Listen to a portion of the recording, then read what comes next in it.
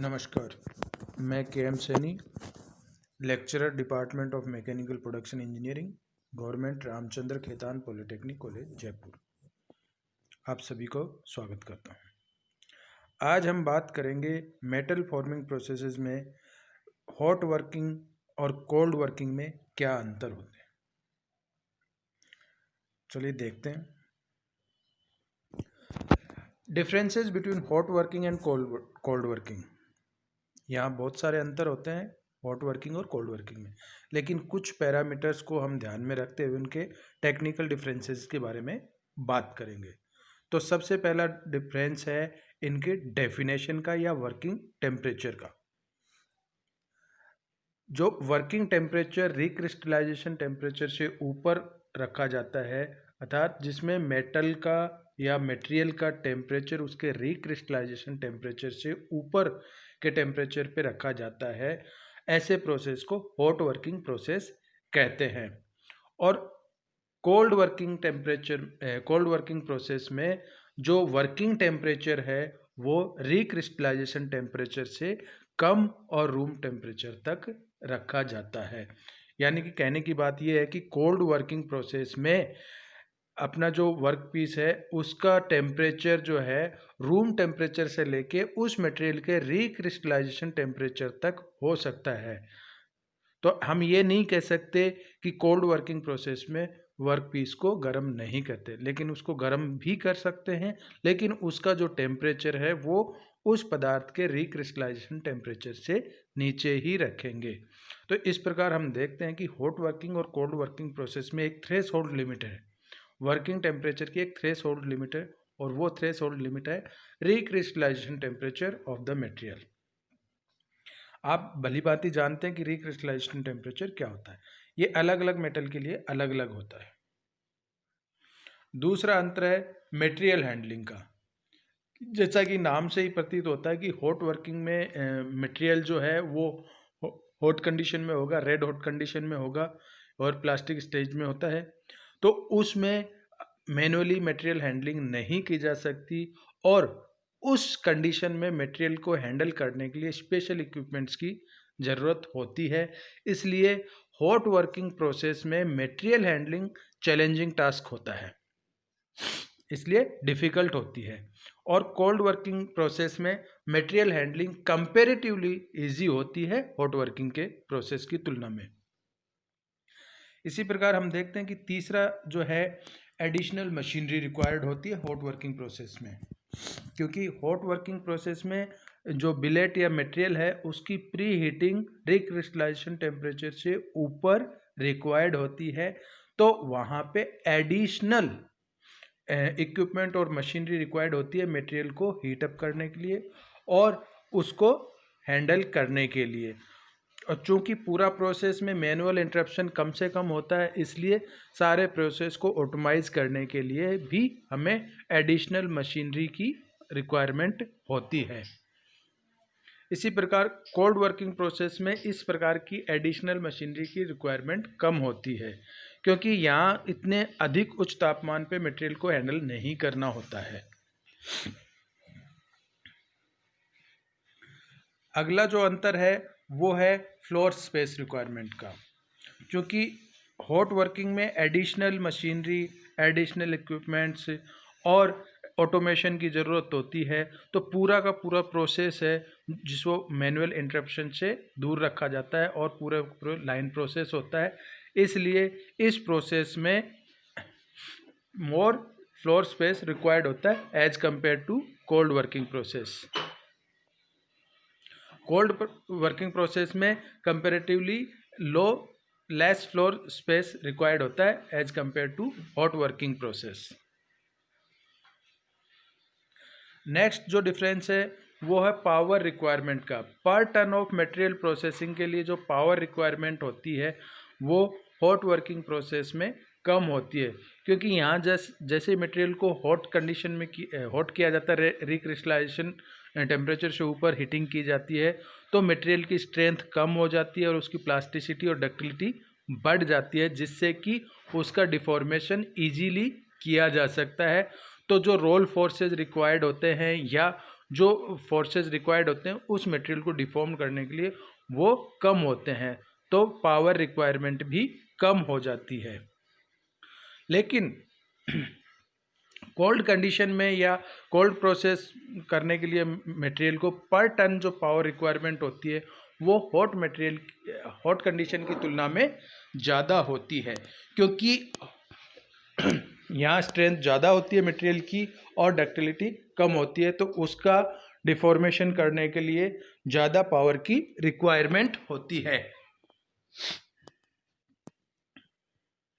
Next जो अंतर है सरफेस फिनिश का। हॉट वर्किंग प्रोसेस में जो सरफेस फिनिश अपने प्रोडक्ट पे प्राप्त होती है वो पुअर होती है, क्योंकि हाई टेम्परेचर इन्वॉल्वमेंट के कारण जो मटेरियल होता है उसकी सरफेस पे ऑक्साइड्स की लेयर बनती हैं और मटेरियल लॉस होता है ऑक्साइड्स के रूप में, जिससे कि उसकी सरफेस पे स्केल पिट्स या जो मटेरियल वहाँ से रिमूव होता है ऑक्साइड के रूप में तो उसके पिट्स बन जाते हैं, जिस वजह से उसकी सरफेस फिनिश अच्छी नहीं होती है। लेकिन कोल्ड वर्किंग प्रोसेस में सरफेस फिनिश अच्छी होती है, क्योंकि वहाँ पे जो सरफेस पे इरेगुलरिटीज़ हैं वो कंप्रेस्ड हो जाती हैं या वाइप आउट हो जाती हैं, जिस वजह से वो सरफेस फिनिश अच्छी होती है। और कोल्ड वर्किंग में ऑक्सीडेशन की प्रॉब्लम कंपेरेटिवली कम होती है, जिस वजह से सरफेस फिनिश अच्छी बनती है। आगे हम बात करें तो जो क्लोज टॉलरेंस मेंटेन करने की जो डिफ़िकल्टी होती है कि अपने जो डायमेंशन है उसको किस क्लोज टॉलरेंस में अपने बना सकते हैं, वो हॉट वर्किंग प्रोसेस में डिफ़िकल्ट होता है, क्योंकि जो मटेरियल होता है उस पर हॉट वर्किंग में ऑक्साइड की लेयर जनरेट होती है या ऑक्साइड की लेयर बनती है, जिस वजह से मटेरियल लॉस होता है ऑक्साइड्स के रूप में, जिस वजह से अपना जो प्रोडक्ट है उस पर क्लोज टॉलरेंस मेंटेन करना हॉट वर्किंग में पॉसिबल नहीं होता है। लेकिन कोल्ड वर्किंग में ये क्लोज टॉलरेंस मेंटेन करना इजी होता है, क्योंकि यहाँ किसी प्रकार के ऑक्सीडाइज की लेयर फॉर्म नहीं होती है और जो सरफेस इरेगुलरिटीज़ हैं वो कंप्रेशन या सरफेस स्ट्रेन हार्डनिंग की प्रोसेस के कारण रिड्यूस हो जाती हैं, तो क्लोज टॉलरेंस मेंटेन करना इजी होता है। दूसरा है इनिशियल कॉस्ट का। तो hot working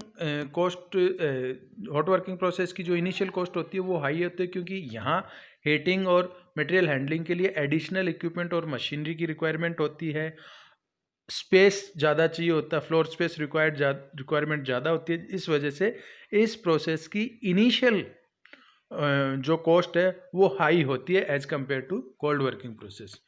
cold working process में जो एडिशनल हीटिंग इक्विपमेंट्स और ये जो स्पेशल मटेरियल हैंडलिंग इक्विपमेंट्स हैं वो नहीं चाहिए होते हैं, जिस वजह से इसकी इनिशियल कॉस्ट कम होती है। नेक्स्ट जो डिफरेंस है वो है इंटरनल स्ट्रेसेस और रेजिडुअल स्ट्रेसेस का। तो हॉट वर्किंग में इंटरनल स्ट्रेसेस या रेजिडुअल स्ट्रेसेस की प्रॉब्लम नहीं होती है, क्योंकि इसमें इंटरनल स्ट्रेसेस डेवलप नहीं होते हैं, और जो प्री इंटरनल स्ट्रेसेस या रेजिडुअल स्ट्रेसेस होते हैं वो इसमें रिलीव्ड हो जाते हैं।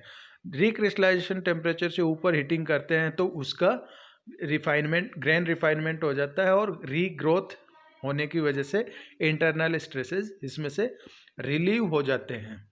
लेकिन कोल्ड वर्किंग में इंटरनल स्ट्रेसेस की प्रॉब्लम रहती है और उसमें इंटरनल स्ट्रेसेस रहते हैं और रेजिडुअल स्ट्रेसेस की प्रॉब्लम भी रहती है, जिस कारण से कोल्ड वर्किंग के बाद में जो प्रोडक्ट है उसकी हीट ट्रीटमेंट नेसेसरी हो जाती है। नेक्स्ट जो डिफरेंस है वो है new crystal formation due to grown growth. Hot working process में जो है रिक्रिस्टलाइजेशन टेम्परेचर से ऊपर हीटिंग की जाती है, जिससे कि नए क्रिस्टल फॉर्म हो जाते हैं, और कोल्ड वर्किंग में किसी प्रकार के नए क्रिस्टल फॉर्म नहीं होते। कोल्ड वर्किंग प्रोसेस में क्रिस्टल डिफॉर्मेशन होता है, क्रिस्टल फॉर्मेशन नहीं होता है। नेक्स्ट जो डिफरेंस है डक्टिलिटी और मैकेनिकल प्रॉपर्टीज़ में। तो हॉट वर्किंग में डक्टिलिटी इंक्रीज होती है और स्ट्रेंथ डिक्रीज होती है, एज जैसे कि हम उसको रिक्रिस्टलाइजेशन टेम्परेचर से ऊपर गर्म करते हैं वर्कपीस को, तो उसकी स्ट्रेंथ कम हो जाती है और उसकी डक्टिलिटी इंक्रीज हो जाती है। लेकिन कोल्ड वर्किंग में स्ट्रेंथ इंक्रीज होती है और डक्टिलिटी डिक्रीज होती है, क्योंकि कोल्ड वर्किंग प्रोसेस में जो स्ट्रेन हार्डनिंग है वो होती है, जिस वजह से स्ट्रेंथ बढ़ जाती है और डक्टिलिटी डिक्रीज हो जाती है। हॉट वर्किंग प्रोसेस में साइज की वैसे प्रैक्टिकल लिमिट नहीं है, लेकिन इक्विपमेंट और मशीनरी को देखते हुए यहाँ कुछ बड़े साइज के भी अपने डिफॉर्मेशन कर सकते हैं। लेकिन कोल्ड वर्किंग प्रोसेस में साइज की लिमिट होती है, वहाँ पे लार्ज डिफॉर्मेशन वन पास में नहीं कर सकते। तो लार्ज डिफॉर्मेशन करने के लिए अपने को मल्टीपल पास का यूज करना होगा, जबकि सिमिलर कंडीशन में हॉट वर्किंग में एक पास में ज़्यादा मटेरियल को डिफॉर्म कर सकते हैं और बहुत सारे cross sectional shapes hot working के द्वारा बनाई जा सकती हैं।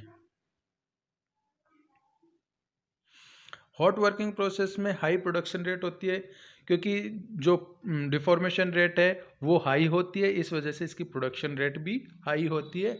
कोल्ड वर्किंग प्रोसेस की कंपैरेटिवली लो प्रोडक्शन रेट होती है। धन्यवाद।